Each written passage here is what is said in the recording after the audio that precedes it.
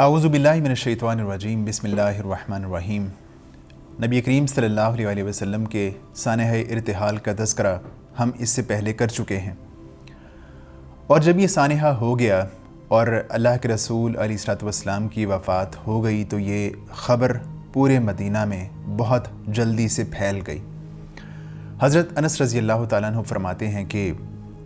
अल्लाह के रसूल जब मदीना मुनव्वरा तशरीफ़ लाए थे तो उससे बढ़ के कोई ताबनाक दिन मेरी ज़िंदगी में और कोई नहीं था,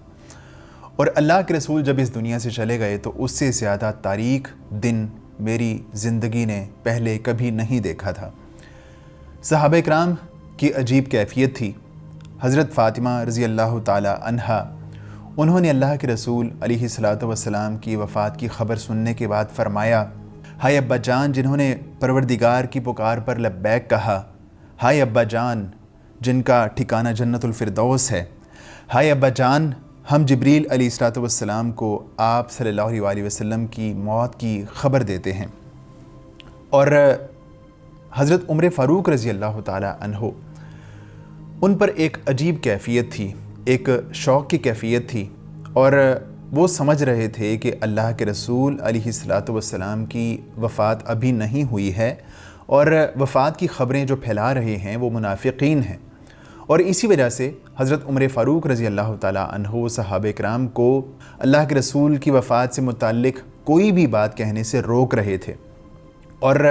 हज़रत उमर फ़ारूक रज़ी अल्लाह ताला अन्हो कह रहे थे कि अल्लाह के रसूल अपने अल्लाह ताला की मुलाकात के लिए गए हैं, मिलने के लिए गए हैं, जिस तरह हज़रत मूसा अलैहिस्सलाम गए थे,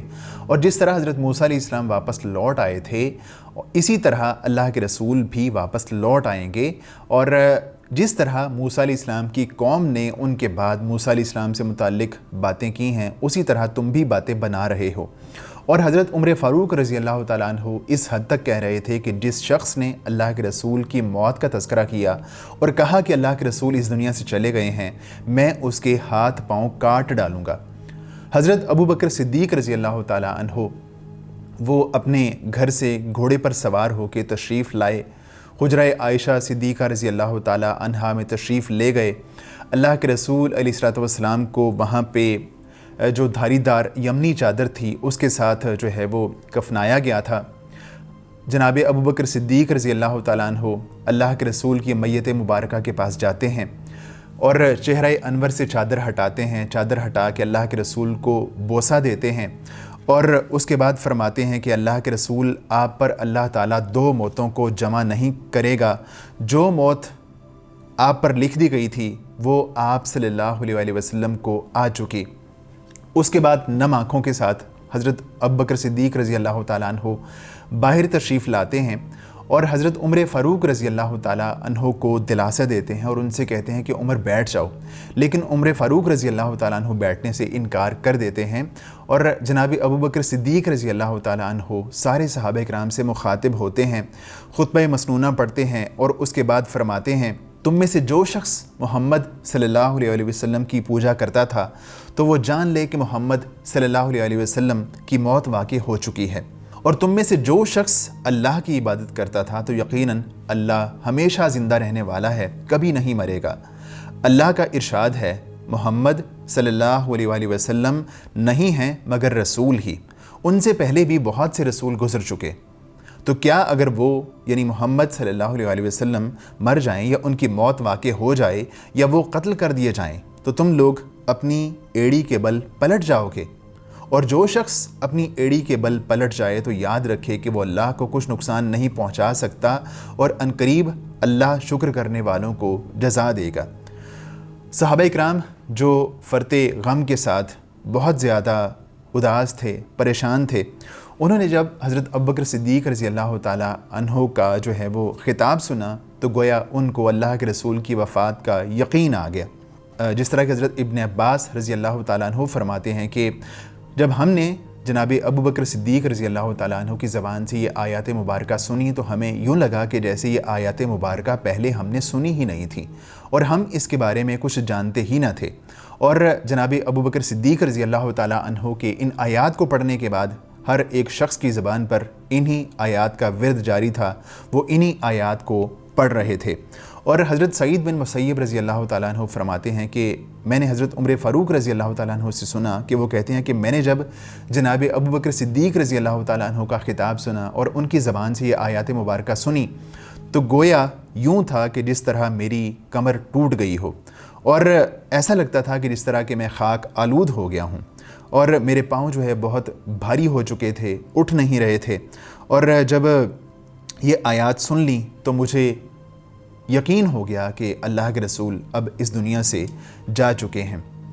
اللہ کے رسول کا جب انتقال ہو گیا تو اس کے بعد جو ہے وہ بعض صحابہ اکرام کے درمیان ایک جو خلافت تھی اس سے متعلق بعض جو ہے وہ اختلافات پیدا ہو گئے تھے، اور ثقیفہ بنی ساعدہ میں مہاجرین و انصار موجود تھے اور اس حوالے سے کوئی نہ کوئی فیصلہ کرنا چاہ رہے تھے، اور اسی فیصلے کے دوران ایک جو ہے وہ دن گزر گیا تھا اور کچھ وقت گزر گیا تھا۔ اس کے بعد جب منگل کا دن آیا، علی رضی اللہ تعالیٰ عنہ، عباس رضی اللہ تعالیٰ عنہ کے 2 بیٹے اور بعض دیگر صحابہ اکرام نے اللہ کے رسول کی میت کو غسل دیا۔ اللہ کے رسول کے کپڑے نہیں اتارے گئے تھے، انہی کپڑوں میں اللہ کے رسول کو غسل دیا گیا، اور اس کے بعد اللہ کے رسول کو 3 سفید یمنی چادروں میں کفنا دیا گیا جس میں پگڑی نہیں تھی، اور اللہ کے رسول کو ان چادروں میں لپیٹ دیا گیا۔ اس کے بعد صحابہ اکرام کے درمیان یہ آراء مختلف ہو گئی تھیں کہ اللہ کے رسول کو کس جگہ پہ دفنانا چاہیے۔ تو حضرت ابوبکر صدیق رضی اللہ تعالیٰ عنہ نے فرمایا کہ میں نے اللہ کے رسول سے سنا ہے کہ اللہ کے رسول نے فرمایا کہ اللہ تعالیٰ انبیاء کرام کو اسی جگہ پہ جو ہے وہ دفن کرنے کا حکم دیتا ہے جہاں ان کی موت واقع ہوئی ہوتی ہے۔ تو اس کے بعد اللہ کے رسول کی چارپائی ہٹا کے اس جگہ پہ قبر کھود دی گئی، اور اللہ کے رسول کی یہ جو قبر مبارک تھی یہ لحد والی قبر تھی، اور لحد والی قبر کھودنے کے بعد جو صحابہ اکرام تھے انہوں نے اللہ کے رسول پر جنازہ پڑھا، اور یہ جنازہ کوئی باجماعت جنازہ نہیں تھا، کسی ایک شخص نے جماعت نہیں کروائی تھی، بلکہ جو ہے وہ انفرادی طور پہ یوں ہوتا کہ 10 لوگوں کا گروپ آتا، وہ نماز جنازہ پڑھتے، اس کے بعد مزید لوگ آتے، وہ 10 لوگ نماز جنازہ پڑھتے۔ تو اس طرح سارے صحابہ اکرام نے نماز جنازہ پڑھا۔ سب سے پہلے جو آپ کا خانوادہ تھا، بنو ہاشم تھا، انہوں نے جنازہ پڑھا، اس کے بعد جو ہے وہ مہاجرین نے جنازہ پڑھا، اس کے بعد انصار نے جنازہ پڑھا، پھر مردوں کے بعد عورتوں نے نماز جنازہ پڑھی، اور اس کے بعد بچوں نے نماز جنازہ پڑھی، اور جب منگل کا دن گزر گیا تو اس کے بعد بدھ کے روز اللہ کے رسول علیہ الصلاۃ والسلام کے جسد مبارک کو سپرد خاک کر دیا گیا، اور اس طرح اللہ کے رسول علیہ الصلاۃ والسلام ایک بھرپور زندگی گزارنے کے بعد اپنے خالق حقیقی کے پاس چلے گئے، اور اللہ تعالیٰ کے ساتھ اللہ کے رسول کی ملاقات ہو گئی، اور اللہ کے رسول علیہ الصلاۃ والسلام نے جو زندگی گزاری اور اللہ کے رسول نے